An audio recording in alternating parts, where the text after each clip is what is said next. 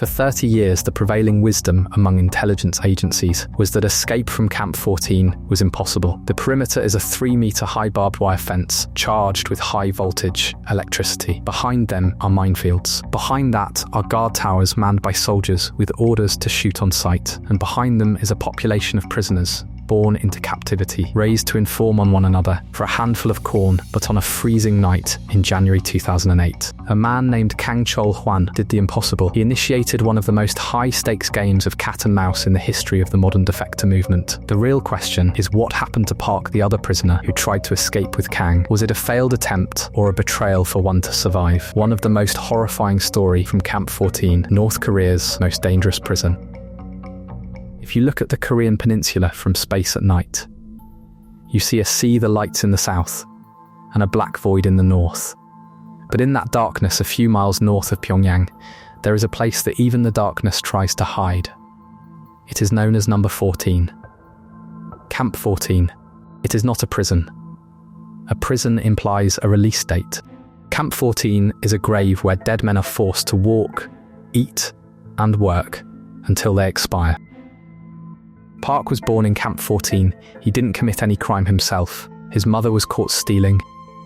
This law is known as Yeonjwaye, a brutal North Korean policy. This creates a population of prisoners who have no idea what crime their family committed. They are simply born into the camp system and are told they must work to wash away the sin of their bloodline.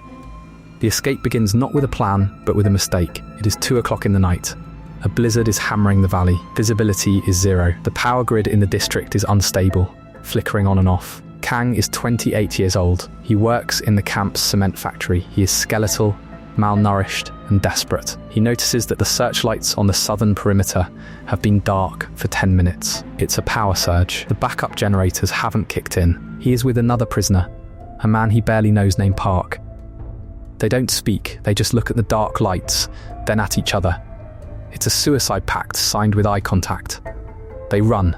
They sprint through the snow, their rags flying in the wind. They hit the base of the fence. Kang expects the hum of electricity. He expects to die. But there is silence. The power is out. Park climbs first. He is frantic. He grabs the wire, hauling himself up. He makes it to the top. And then the lights flicker. The hum returns. The surge is over. The voltage running through those fences is industrial grade. It's meant to kill instantly. Park didn't stand a chance. He froze, he convulsed, and then he just stuck there. Smoke rising into the snow. It's a horrific image, but this is where the story turns. This is where Kang shows us what survival actually looks like. Kang sees his companion dead on the wire. He waits for the lights to flicker again, and for another few minutes the lights are off. He takes the risk and jumps over the fence. 2 men try to escape, one makes it. He is alive. And he is outside. He runs until his lungs burn. He runs until the sun comes up.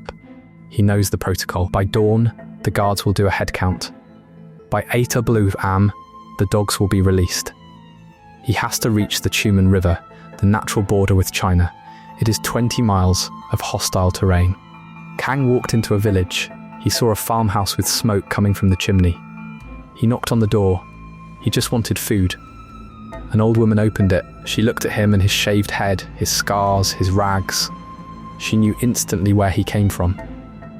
She pulled him inside and gave him rice. He was crying. He thought she was an angel. Then she made a phone call. The old woman wasn't calling the police. She was calling a broker. A man known in the area simply as the uncle.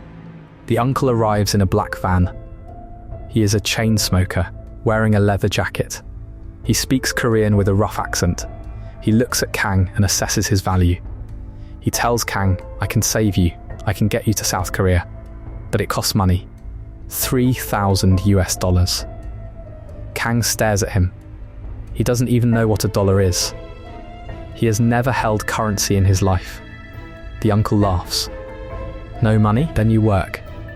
Then, maybe, I send you to Seoul." For 6 months, Kang lives a new kind of imprisonment. He cuts timber for 18 hours a day. He sleeps in a shipping container with 10 other defectors. They are all ghosts. They have no papers. They cannot go to the police. If they complain, the uncle threatens to call the Chinese authorities. But Kang is learning. He is watching. He realizes that the uncle isn't just a logger. He is running a smuggling operation. He is moving synthetic drugs and stolen car parts across the border. Kang starts volunteering for the dangerous jobs. He drives the trucks at night on icy roads. He learns how to negotiate bribes at regional checkpoints. He makes himself indispensable. It is August 2008. The Beijing Olympics are about to start. Security is tightening across China.